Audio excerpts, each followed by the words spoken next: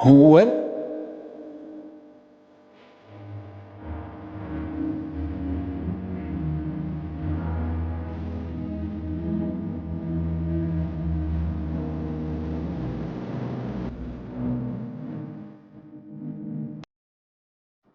खौफ एक ऐसी सूरा है जिसका जो मौजू है ना, मेन आपको इसको थीम मिलेगा डराना, वार्न करना।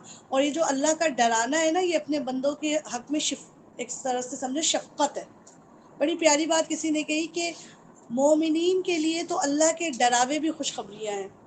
बात समझ आ रही? अगर मैं अपनी बेटी को आने वाले किसी बुरी घड़ी से बचाऊंगी तो मैं उसको पहले डराऊंगी, नहीं बेटा ये छुरी मत उठाना, तुम्हारा हाथ कट जाएगा। तो ये मैं उसको क्यों करूंगी? मोहब्बत में। ये इसलिए नहीं होगा वो बोले मम्मा आप हर वक्त मुझे डराती रहती है। तो भाई इस डरावे के पीछे क्या छुपी हुई? मेरी मोहब्बत छुपी हुई, मेरी शफकत। मैं नहीं चाहती कि तुम्हारे साथ ये अंजाम हो। तो अल्लाह सुब्हान ताला भी नहीं चाहता इतनी मोहब्बत से पैदा की हुई मेरी मखलूक जो है वो नारे जहन्नम में जाके गिरे। रसूल अल्लाह भी जो डराते थे लोगों को, क्यों डराते थे? आउट ऑफ लव डराते थे। रसूल अल्लाह चाहते थे अपनी उम्मत की कसरत से हौज़ कौसर पे मुलाकात करें। रसूल अल्लाह आपकी और हमारी इंशाअल्लाह ताला रसूल अरबी से पहली मुलाकात जो होगी, वो हदीस में आता है कि मैं अपने साहबा ने पूछा हम आपसे कहाँ मिलेंगे? आपने कहा मैं अपने हौज़ कौसर पे तुम्हारा इंतज़ार करूँगा। रसूल अल्लाह ने फरमाया हर नबी को हौज़ दिया जाएगा क़यामत के दिन, सबके हौज़ होंगे। आपने फरमाया किसी की हौज़ के पास 4 लोग खड़े हुए होंगे, किसी की हौज़ के पास एक जमात खड़ी हुई होगी। आपने फरमाया कोई रसूल नबी ऐसा भी होगा जो अपनी हौज़ पे अकेला खड़ा होगा। और आपने फरमाया सबसे ज़्यादा कसरत जो है ना मेरे हौज़ के पास होगी। और आपकी ये चाहत थी कि मेरा हर उम्मती वहाँ तक पहुँच जाए। तो किसी को खौफ से बुलाया और किसी को शौक से बुलाया, कि बहरहाल खौफ से ही। बहुत प्यारी बात है कि अगर क्लास में 40 बच्चे हो ना तो 40 के 40 बच्चे फर्स्ट आने के शौक में पढ़ाई नहीं करते, लेकिन फेल ना आने के डर से तो पढ़ ही लेते हैं ना, कि इतना तो पढ़ ले कि एटलीस्ट फेल ना आए। तो ये जो आपको मैं सूरत पढ़ाने लगी हूँ इंशाअल्लाह ताला, सूरह क़ाफ, इसका मौजू ही इंजार है। खौफ से ही छोड़ दो गुनाह करना, जहन्नम के डरावे से छोड़ दो। ये खौफ दिल में ले आओ कि जो तुम तन्हाई में करते हो वो ये लिखते हैं और वो देखता है। तो शायद हम बच जाएं उस बुरे अंजाम से।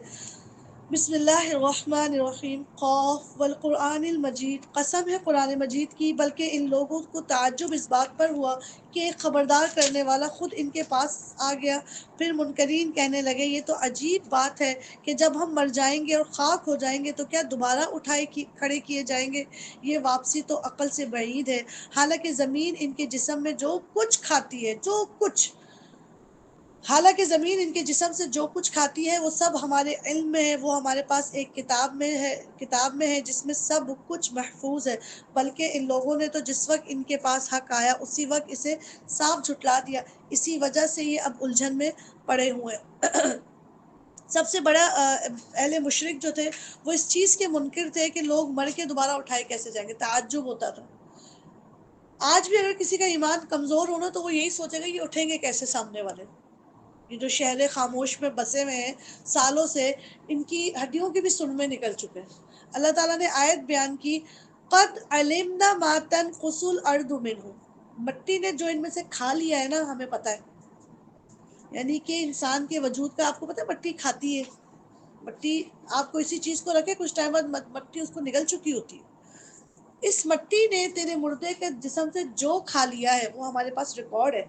क़यामत के दिन एक दफ़ा इस ज़मीन को ऑर्डर होगा कि सब उगल दे, वो सब का सब बाहर निकाल देगी और बंदा दोबारा इसी हैयत पे खड़ा होकर अल्लाह के सामने आ जाएगा। अल्लाह कहते किस चीज़ पे तुमको ताज्जुब हो रहा है? इस बात पे तो तुम जानते हो ये ज़मीन मेरी प्लेनेट है, इस पे मेरा हुक्म चलता है। मैं कहूँगी ये वापस निकाल के दे देगा मेरे कहने के ऊपर। मामला ये है कि जब ये हक आया था ना कुरान मजीद, तो लोगों ने इसको जल्दबाजी में झुटलाया। अबू जहल ऐसा नहीं था कि कुरान को समझा नहीं था। कुरान की हकानियत जैसी हम पर नहीं खुली ना, वैसी अबू जहल पे खुल चुकी थी। अरबी ज़बान का था, बेइंतहा पढ़ा लिखा था, मुहावरों का मास्टर था। रिवायात में, तफसीर में, सीरत की किताबों में आता है कि अबू जहल को कुरान सुनने का चस्का लग चुका था। आप सल्लल्लाहु अलैहि वसल्लम जब रात की तन्हाइयों में तहज्जुद के वक्त कुरान पढ़ा करते थे तो ये और इसके दो और शरीर दोस्त, ये लोग एक रात तीनों अपने अपने घरों से निकले होंगे। आप रात की तन्हाई में क़िरात कर रहे थे। सोचे रसूल अल्लाह की क़िरात कैसी होती होगी। تو ابو جہل نا سنتے سنتے نا ایسے رسول اللہ کے حجرے کے آگے پیچھے منڈلانے لگا. تو یہاں سے ایک اور دشمن اسلام نظر آیا, کہتا تم یہاں کیا کر رہے ہو. وہاں سے تیسرا نظر آیا, تم یہاں کیا کر رہے ہو. تو تینوں یہ سمجھ گئے کہ ہم کس کی اٹریکشن میں آئے ہیں. دن میں جس قرآن کا انکار کرتے تھے, رات میں چھپ چھپ کے اس کو سنا کرتے تھے. دین اور قرآن اور سچی بات ایسی کہ گھر ضرور کرتی ہے ایک بار دل میں. وہ الگ بات ہے ہم خود اس کے اوپر تالا لگا دیں. تینوں نے کہا آئندہ نہیں آئیں گے. اگر تو ہم نے اس قرآن کو دوبارہ سنا, یہ تو ویسے جادو منتر کی کتاب ہے, ہم بدل جائیں گے. تینوں پرومس کر کے جدا ہو جاتے ہیں, اب نہیں سنیں گے. کیا ہوتا ہے, گھر جاتے ہیں تو یاد آتی ہے وہ قرت, وہ لذت, وہ چاشنی, تینوں نکلتے ہیں. اور تینوں اپنے طور پر ٹائم چینج کر کر کے نکلتے ہیں. اور اللہ کی کرنی یہ ہوتی ہے کہ ان تینوں کا چینج ٹائم ایک ہی ہوتا ہے. تینوں وہاں پہنچتے ہیں, تینوں ایک دوسرے کو دیکھ کر کہتے ہیں اب وعدہ کرو کل نہیں آئیں گے. تیسری بار دوبارہ چھپتے چھپاتے پہنچتے ہیں, تینوں ایک دوسرے سے ملتے ہیں اور پھر اپنے بڑے بت کی قسم کھا کے کہتے ہیں کہ آج اس کی قسم کھاؤ, ایسا تو نہیں ہم پہ قرآن جادو کرنے لگ گیا, پھر یہ قرآن سے دور. ورنہ سوچے رسول اللہ کی زبان سے دعوت سنتے تھے یہ دین کی, پھر بھی ایمان نہیں لے کر آئے. تو پہلے تو نا انکار کر دیا قرآن کا. کبھی کہتے تھے شاعر کا کلام ہے, کبھی کہتے تھے مجنوں کا کلام ہے, کبھی کہتے تھے کاہن گری کا کلام ہے. خود ہی نہیں سمجھ آتا تھا اس سچی کتاب کو بولے کیا. سچ کو جتنا بھی چھپاؤ, سچ اپنے پورے نور کے ساتھ باہر ریفلیکٹ ہوتا ہے. اچھا تو کیا انہوں نے کبھی اپنے اوپر آسمان کی طرف نہیں دیکھا, کس طرح ہم نے اسے بنایا اور آراستہ کیا, اور اس میں کہیں کوئی رخنہ نہیں رکھا, اور زمین کو ہم نے بچھایا اور اس میں پہاڑ جمائے. ہمیں تو آسمان تک لوگ جانے ہی نہیں دیتے کہ کبھی آسمان پر غور کریں. قرآن مجید میں اتنی بار آسمان پہ غور و فکر کرنے کی دعوت ہے کہ ایک شیخ, ایک اسکالر لکھ کر گئے تھے اپنی کتاب میں, اتنی بار اللہ نے کہا ہے میرے آسمان پہ غور و فکر کرو, اور کوئی نہیں کرتا تو گناہ گار ہوتا ہے.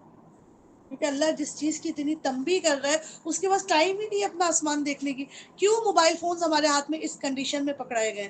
اللہ نے قرآن میں سورہ ملک میں آئے گا, بھلا وہ جو منہ اوندھائے چل رہا ہو. دیکھیں موبائل یوز کرنے والے کیسے چل رہے ہوتے ہیں, منہ اوندھائے چل رہے ہوتے ہیں اسی اسٹائل پہ. جبکہ اللہ تعالیٰ مومن کے لیے کیسی گردن چاہتا ہے, سر اٹھا کے. کیا کنٹراسٹ, آپ کے کیا کنٹراسٹ ہوں گے, ایک سیکنڈ میں آپ کہاں تک کا آسمان دیکھتے ہیں. تو آپ, اور پتہ ہے اب تو اتنی چالاکی اور مکاری سے ہماری اتنی فینسی چھتیں بنا دی ہیں, ہم اس سے باہر نکل ہی نہیں پا رہے. اوپر جاتے ہیں پھر آدمی کا بنی ہوئی چھت نظر آتی ہے, پھر کاریگر یاد آتا ہے. کاش اگر اس چھت کی جگہ آسمان پر نظر جاتی تو کون ہے اس کا کاریگر, رب یاد آتا. یہاں یہ ایلیویشن نظر آتی ہے, اور پھر کس سے بنوائی ہے آپ نے اپنی فینسی چھت, بس کیا اللہ سے کنیکشن ہونے ہی نہیں دے رہے ہیں.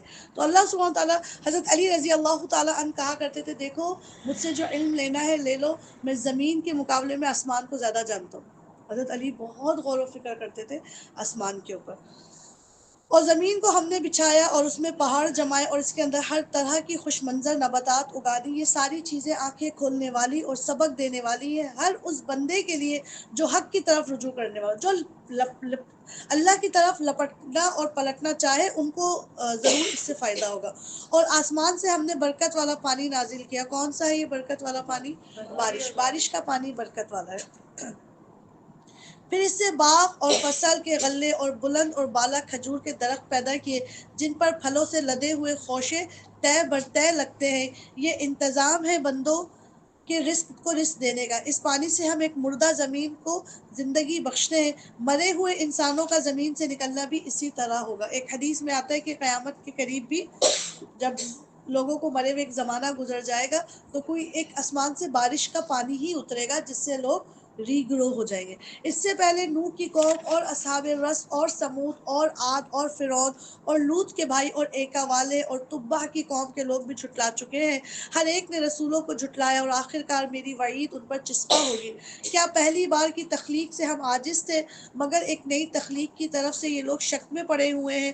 ہم نے انسان کو پیدا کیا, وَلَقَدْ خَلَقْنَا الْإِنسَانَ, ہم نے انسان کی تخلیق کی, وَنَعْلَمُ مَا تُوَسْوِسُ بِهِ نَفْسُهُ, اور ہم اس کے دل میں ابھرنے والے وسوسوں کو بھی جانتے ہیں. یعنی اللہ سبحانہ تعالیٰ آپ کو اندر سے بھی ریڈ کر لیتا ہے پورا کا پورا. آپ کو ایم آر آئی کیا ریڈ کر کے دے گی مشین, جو اللہ سبحانہ تعالیٰ کہہ رہے جو دل میں تمہارے خیال بھی ابھرا نا, وہ کس کی ریڈنگ میں ہے, اللہ سبحانہ. ہم اس کی رگ گردن سے بھی زیادہ اس کے قریب ہے، وَنَحْنُ أَقْرَبُ إِلَيْهِ مِنْ حَبْلٍ وَرِيدٍ، یہ رگ جات جسے ہم کہتے ہیں نا شعرک، اللہ تعالیٰ فرماتے ہیں کہ میں تمہاری شعرک سے بھی زیادہ قریب ہوں، اور ہمارے اس براہ راست علم کے علاوہ دو کاتب اس کے دائیں اور بائیں بیٹھے ہر چیز ضبط کر رہے ہیں، خود بھی اللہ تعالیٰ ہم کو اتنے قریب سے آبزرو کر رہا ہے اور دو اس نے یہاں بھی بٹھا رکھے ہیں۔ کوئی لفظ اس کی زبان سے نہیں نکلتا جسے محفوظ کرنے کے لیے ایک حاضر باش نگران موجود ہو۔ آپ کے منہ سے کوئی بات نکلتی نہیں ہے کہ کہاں ریکارڈ ہو جاتی ہے۔ اب تو یہ موبائل کے ریکارڈر بتاتے ہیں کہ ایک ایک چیز، اگر یہ چھوٹی سی مشین لوہے کی سب ریکارڈ کر سکتی ہے، یہ آپ کی آواز ریکارڈ کر لی تھی، ایکسپریشن نہیں بتا سکتی ابھی نا۔ اللہ سبحانہ تعالیٰ آواز بھی ریکارڈ کر رہے ہیں، آپ کس نیت سے وہ لفظ کہہ رہے ہیں آپ کی نیت بھی ریکارڈ ہو رہی ہے۔ اللہ کے پاس جو میزان ہوں گے نا اس میں اعمال تولے جائیں گے۔ دنیا میں آپ اعمال نہیں تول سکتے، فیلنگز تولی جا سکتی ہیں، مجھے تم سے 6 کلو محبت ہے، نہیں کہہ سکتے۔ قیامت کے دن محبتوں کا باٹ ہوگا، تول ہوگا، اس تول سے پتہ لگ جائے گا، لگا کے دکھانا نبی سے کتنی محبت تھی اس کو، ہر چیز کا باٹ رکھا ہوا ہوگا۔ تو اس دن اللہ سبحانہ تعالیٰ کہہ رہے ہیں جو لفظ تمہارے منہ سے نکلتا ہے اس کو تم کہاں محفوظ پاؤ گے، یا یہاں لکھا ہوگا یا خیر کی بات ہوگی یا شر کی بات ہوگی۔ اور اس کے بارے میں آتا ہے صرف ایک موٹیویشن کے لیے واقعہ سنا رہی، اس کی کیا حقیقت ہے یہ مجھے نہیں پتا۔ ایک شخص تھا، ایک بزرگ تھے، اور بڑا ان کو نا خواہش ہوتی تھی کہ میں ان کو تو دیکھوں جو میرے ساتھ زمانے سے موجود ہے، اور یہ بڑے کرامن کاتبین ہیں، بہت اللہ کی نگاہ میں مبارک اور مکرم ہے، یہ جو فرشتے ہمارے دو کاندھوں پہ موجود ہیں۔ تو کہنے لگے کہ اللہ تعالیٰ میں ان کو دیکھنا چاہتا ہوں، ملنا چاہتا ہوں۔ ایک دن اللہ سبحانہ تعالیٰ نے ان کے سامنے ایک فرشتہ ظاہر کر دیا، ٹھیک ہے۔ اس کے بعد جیسے انہوں نے اس فرشتے کو دیکھا، ان کے منہ سے نکلا اچھا آپ ہیں وہ۔ جیسے ہی یہ جملہ بولا انہوں نے لکھ لیا، کہہ رہے یہ کیوں لکھ رہے ہیں، یہ تو میں پوچھ رہا ہوں، یہ کیوں لکھ رہے ہیں، یہ تو میں پوچھ رہا ہوں، وہ بھی ریکارڈ کر دیا۔ اتنا ڈر گئے کہ ایسی اتنی سی بات، جیسے میں جو کچھ کہہ رہی ہوں مجھے پتا ہے یہاں ریکارڈ ہو رہا ہے۔ کھانا وانا کھا لو، کھانا تو سمجھ آیا، وانا بے وجہ بولا، اس بے وجہ کا بھی سوال کیا جائے گا۔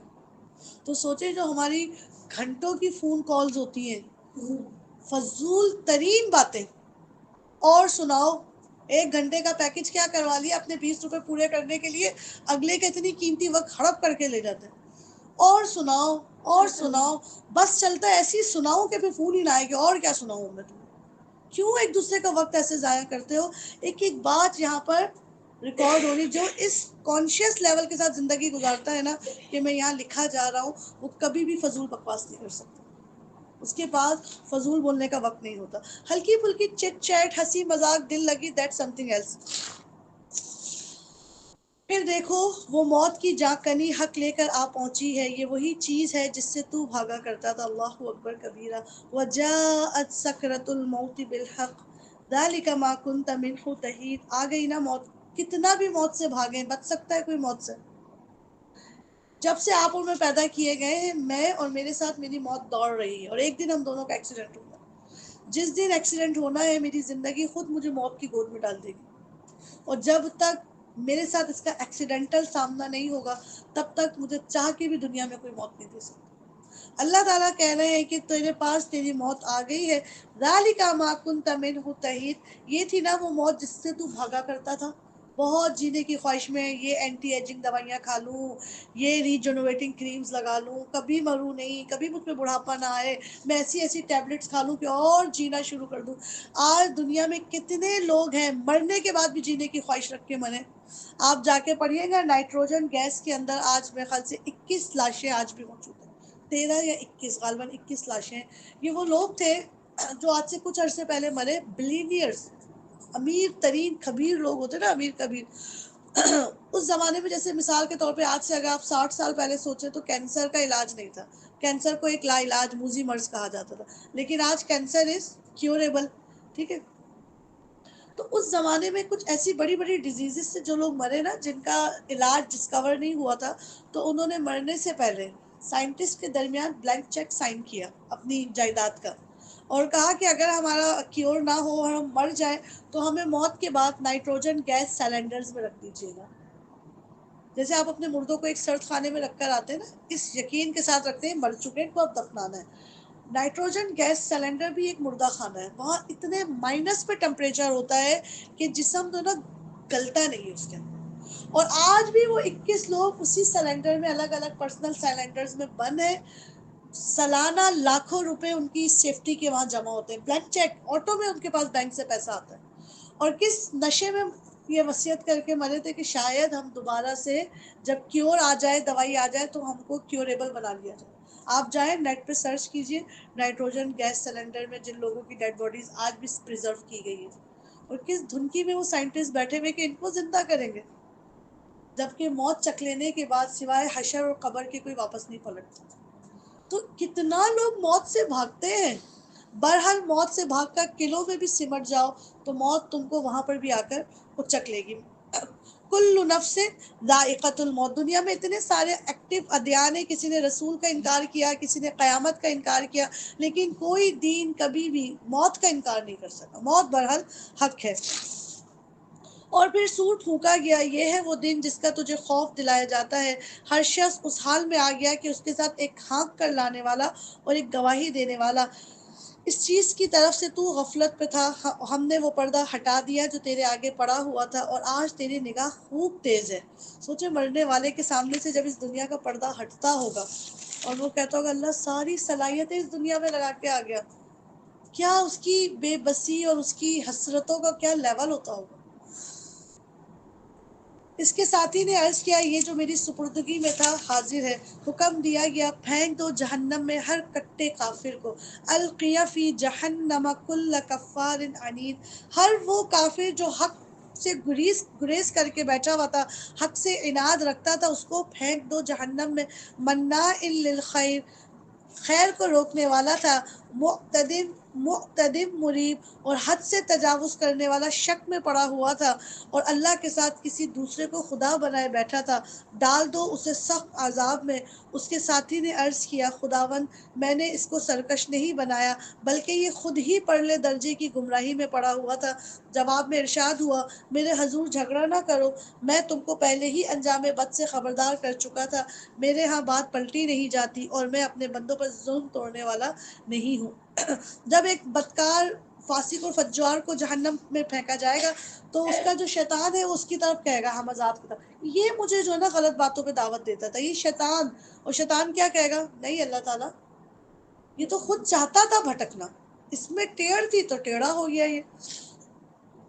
وہ دن جب کہ جہنم پوچھے گی اللہ اکبر کبیرہ، یوم نقول لجہنم هل امتلأت وتقول هل من مزید۔ اٹس a conversation between جہنم اور جہنم کا مالک یعنی اللہ سبحانہ وتعالی۔ اس دن کہ جب ہم جہنم سے پوچھیں گے کیا تو بھر گئی، حل امتلات، اللہ تعالیٰ جہنم میں اس قدر نفری پھینکے گا۔ حدیث میں آتا ہے رسول اللہ نے فرمایا ہر 1000 میں سے 999 جہنم میں جائیں گے۔ صحابہ کی تو سانس کہتے ہیں نا اوپر کی اوپر نیچے کی نیچے، آپ نے کہا ایوری 999 آؤٹ آف 1000 جہنم رسید ہوں گے۔ صحابہ ڈر گئے، آپ نے کہا ان میں زیادہ تر کثرت یاجوج اور ماجوج کی ہوگی۔ ہاں میری امت تو جنت میں جب جنتیوں کی 100 صفیں لگیں گی تو 80 میں میرے امتی جگمگا رہے ہوں گے۔ کیسے ایک دم فکر اور ایک دم شکر کی کیفیت ہوتی ہے۔ قربان جائیں کہ اللہ سبحانہ تعالیٰ نے اس امت میں ہم کو پیدا کیا، دعا کریں اس امت میں ہی ہم کو موت بھی آئے اور قیامت کے دن اسی امت میں سے ہم اٹھائے جائیں انشاءاللہ تعالیٰ۔ اس قدر لوگ جہنم میں ٹھوسے جائیں گے، اس قدر ٹھوسے جائیں گے، اور پھر اللہ تعالیٰ اتنے لوگ پھینک دینے کے بعد بھی جہنم سے سوال کریں گے حلم تلات، از اٹ انف، کیا تو فلفلڈ ہو گئی؟ وہ آگے سے کیا کہے گی وَتَقُولُ هَلْ مِن مَزِید، کیا اور بھی کچھ ہے؟ اس کی بہت پیاری تفسیر آتی ہے، یا تو جہنم حیرت سے پوچھے گی اللہ تو اتنا رحیم اتنا شفیق، اتنے تو نے پھینک دیے، کیوں پوچھ رہے اور جگہ ہے کیا اور پھینکے گا؟ حیرت ہوگی اس کو۔ یا پھر حوث میں پوچھے گی، جیسے آپ کھانا کھا لیتے ہیں اور آپ سے کوئی پوچھے پیٹ بھر گیا، کیوں کچھ اور ہے کیا، میٹھا بھی ہے کیا، ایک دم اندر سے ہرس باہر آتی کہ جگہ بنانی ہے مجھے، اور پھر کہتا ہے اچھا اچھا کھیر ہے، ہاں اس کے 2 چمچ کی تو میں جگہ بنا ہی لوں گی۔ تو بالکل جہنم بھی ایسے کہے گی اور بھی ہے اللہ تعالیٰ، یس آئی کین مینج، پھینکو ان دشمنوں کو میرے پاس۔ حلم تلات بھر گئی ہے، وتقول حل من مزید، کیا اور بھی کوئی جگہ ہے، اور بھی لوگ ہیں. ایک طرف تو یہ ہوگا کہ ٹھوسے چلے جا رہے ہوں گے جہنم میں، لوگ ایک دوسرے کے جسموں سے چپک رہے ہوں گے جہنم میں. اللہ اکبر کبیرہ، اللہم اجرنا من النار وازلفت الجنۃ للمتقین. اور دوسری طرف کیا خوبصورت انجام ہوگا، وازلفت الجنہ، جنت زلف بنا کے قریب کر دی جائے گی. جب بھی کبھی آپ یہ زلف کا لفظ سنیں نا، آگے سورہ ملک میں قیامت کے لیے زلف کا لفظ آئے گا. زلف ہوتا ہے بال کا وہ حصہ جو آپ کی آنکھ کے بالکل سامنے ہو. زلف اسی کو کہتے ہیں نا، زلف گرانا. جنت جنتیوں کے، متقیوں کے اتنے قریب لائی جائے گی کہ ان کی آنکھ اس کو ایسے جھانک رہی ہوگی. وَأُزْلِفَتِ الْجَنَّةُ لِلْمُتَّقِينَ. اللہ اکبر. جنت متقین کے قریب لے آئی جائے گی اور ہرگز ذرا بھی غیر بعید ان سے دور نہیں ہوگی. ارشاد ہوگا، یہ ہے وہ چیز جس کا تم سے وعدہ کیا جاتا تھا ہر اس شخص کے لیے جو بہت زیادہ رجوع کرنے والا تھا. گناہ ہو جاتے تھے، پلٹ کے رجوع کس سے کرتا تھا؟ اللہ سبحانہ. کثرت سے استغفار کرنے والا اور بڑی نگہداشت کرنے والا تھا. سنبھل سنبھل کے قدم رکھا کرتا تھا. جو بے دیکھے رحمان سے ڈرتا تھا. سبحان اللہ، رحمان سے ڈرتا تھا. آپ لفظ دیکھ رہے ہیں، یعنی رب کی رحمانیت کو کیش نہیں کرتا تھا. پتا تھا رب رحمان ہے، پھر بھی اس سے ڈرتا تھا. اللہ تعالیٰ ہمیں ان آیتوں پہ نا غور و فکر کرنے والا بنا دیجئے. لوگوں کو پتا ہو نا کہ اچھا اماں اتنی ہماری جولی نیچر کی، اماں میں غصہ نہیں ہے، تو ان کے اس شفقت کا غلط فائدہ اٹھاتے ہیں بچے. لیکن مومنین کو پتہ ہے رب رحمان ہے، پھر بھی وہ اس کو ناراض نہیں کرتے. وہ بے دیکھے خدائے رحمان سے ڈرتا تھا جو دل گرویدہ لیے ہوئے آیا تھا قلب سلیم. داخل ہو جا جنت میں سلامتی کے ساتھ. وہ دن حیات ابدی کا دن ہوگا. وہاں ان کے لیے وہ سب کچھ ہوگا جو وہ چاہیں گے، اور ہمارے پاس اس سے بہت زیادہ بھی بہت کچھ جو ان کے لیے. آج دنیا میں چند سال اللہ کی مرضی سے جی لیجئے انشاءاللہ تعالی، اور پھر آخرت میں انلمیٹڈ زندگی ہوگی. اور کس کی مرضی کی ہوگی؟ آپ کی مرضی کی. ہم ان سے پہلے بہت سی قوموں کو ہلاک کر چکے ہیں جو ان سے بہت زیادہ طاقتور تھے، اور دنیا کے ملکوں کو انہوں نے چھان مارا تھا. پھر کیا وہ کوئی جائے پناہ پا سکے؟ اس تاریخ میں عبرت کا سبق ہے ہر اس شخص کے لیے جو دل رکھتا ہو یا جو توجہ سے بات کو سنے. ہم نے زمین اور آسمان کو اور ان کے درمیان ساری چیزوں کو 6 دنوں میں پیدا کیا، اور ہمیں کوئی تھکان لاحق نہ ہوئی. وما مسنا من اللغوب. یہ انسان کی فطرت ہے کہ وہ زیادہ کام کر کے کیا کرتا ہے؟ تھک جاتا ہے. اللہ سبحانہ تعالیٰ کو کبھی تھکن نہیں ہوئی. میں نے شروع میں غالباً سورہ بقرہ میں بھی یہ بات آپ لوگ کو بتائی تھی.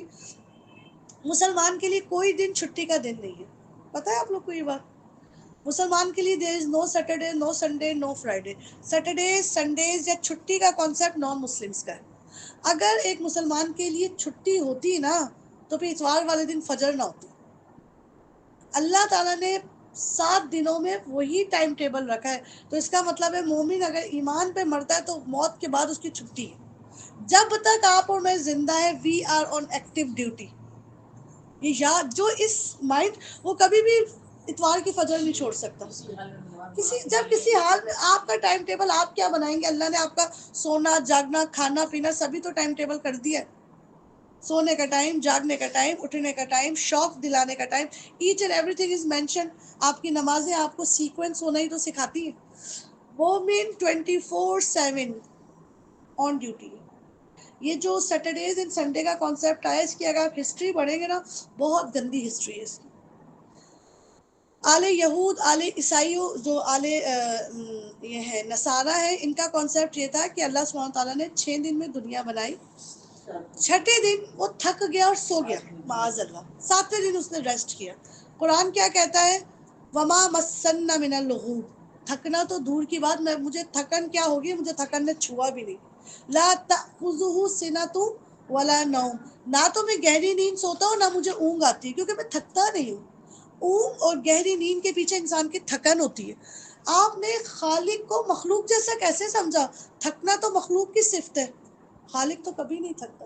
اس لیے اسلام نا یہ سیٹرڈے نائٹ، یہ سنڈے کی لمبی نیند، ہمارے جو استاد صاحب ہیں ان کی ساری کلاسز سنڈے مارننگ میں ہوتی. وہ کہتے ہیں بھائی مومن کی چھٹی کب ہے؟ کس بات کا مجھے کہتے ہو بھائی؟ سنڈے ایک دن تو ملتا ہے. کہتے ہیں جو ایک دن سنڈے کا تم کو ملتا ہے نا، 6 دن کارپوریٹ والے تم کو بھون کے کھا جاتے ہیں نا، ایک دن ہی آ جاؤ اللہ کا قرآن پڑھنے. حلوہ پوری بھی کھلاتے ہیں لوگوں کو بلا کے. کہتے نکل کے تو آؤ اپنے گھروں سے، آنے کو ہی تیار نہیں ہے بندر. ٹھیک ہے جی. ایک چھوٹا سا واقعہ مجھے یاد ہے کہ ایک جہاز میں نا ایک مسلمان سفر کر رہا ہوتا ہے اور انٹرنیشنل فلائٹ ہوتی ہے اور اس میں جو نا شراب بھی پیش کی جاتی ہے. تو وہ آتی ہے ایئر ہوسٹس اور اس مسلمان کو ایز اے گفٹ نوٹ شراب پیش کرتی ہے. وہ کہتے نہیں یہ تو لنچ تو میں لے لوں گا بٹ یہ الکوہل میں نہیں لے سکتا. نو سر، یہ ہماری طرف سے کمپلیمنٹری ہے، اٹس آؤٹ آف کاسٹ، آپ کو فری دیا جا رہا ہے. کہتے نہیں میں شراب پی ہی نہیں سکتا. کہتا کیوں؟ کہتے اگر مجھ سے شراب پلوانی ہے نا تو جو ڈیک میں تمہارے پائلٹ بیٹھے ہوئے ہیں نا کاکپٹ میں، ان کو پلا کے آ جاؤ. تو کہتی ہم ان کو کیسے پلا سکتے ہیں، ہی از آن ڈیوٹی. اگر انہوں نے شراب پی تو وہ اپنی ڈیوٹی بھول جائیں گے. تو کہنے لگے as a Muslim I am on my duty, جب تک میں زندہ ہوں میں بھی اپنی ڈیوٹی پہ ہوں. اگر میں نے شراب پی لی تو میں اپنے رب کے حکم سے اس ڈیوٹی سے پھر جاؤں گا. اس لیے اسلام میں الکوہل بینڈ ہے. سمجھ آ رہی؟ تو یاد رکھے اپنے بچوں کو آج ہی مائنڈ بنا دے بیٹا سنڈے کو دیر سے نہیں اٹھتے. کیوں مما؟ کیونکہ سنڈے کو ہماری کوئی چھٹی نہیں ہے.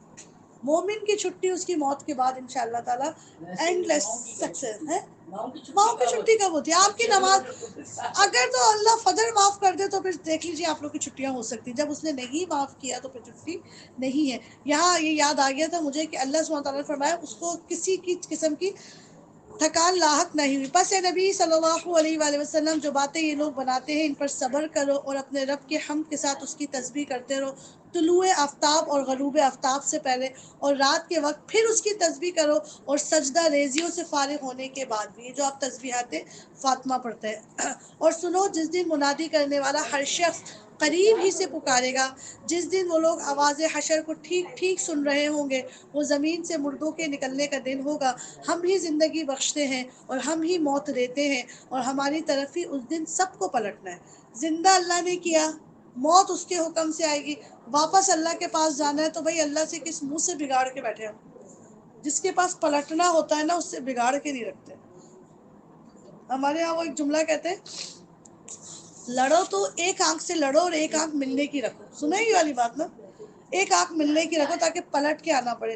رب کے پاس تو لازمی پلٹ کے جانا ہے. اگر اسی سے تعلقات سیدھے نہیں ہوئے، اسی سے صلح نہیں ہوئی تو کس منہ سے قیامت کے دن جنت کا سوال کریں گے اللہ تعالیٰ سے؟ جب زمین پھٹے گی اور لوگ اس کے اندر سے نکل کر تیز تیز بھاگے جا رہے ہوں گے. یہ حشر ہمارے لیے بہت آسان ہے.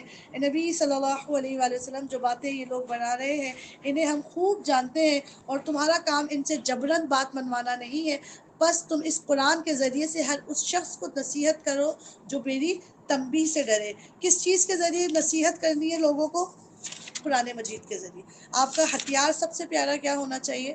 قرآن مجید. حشر کے دن رسول اللہ کی حدیث ہے کہ سب سے پہلے قیامت کے دن میری قبر پھٹے گی، یعنی رسول اللہ کی. میں اپنی قبر سے نمودار ہوں گا، برآمد ہوں گا. تمام انبیاء بھی اپنی قبروں سے رسول باہر آئیں گے. قیامت کے دن سب لوگ بے لباس ہوں گے. پھر سب سے پہلے عزت و شرف کا لباس انبیاء رسول کو پہنایا جائے گا. پھر جب انسانوں کی باری آئے گی تو سب سے پہلے لباس جو قیامت کے دن پہنایا جائے گا ایک مؤذن کو پہنایا جائے گا، اذان دینے والے. یہ اس کی شان ہے، اس کی سب سے اونچی گردنیں ہوں گی. اللہ سے دعا مانگے اللہ ہمارے بیٹوں کو شوق لگا یہ ولاگر اور ٹک ٹاکر نہ بننا پسند کرے. یہ کیا بننا چاہے؟ اللہ ہم مؤذن بنیں. حضرت علی رضی اللہ تعالیٰ عنہ رسول اللہ کی وفات کے بعد نا اکثر اداس رہتے تھے جب اذان کی آواز آئی.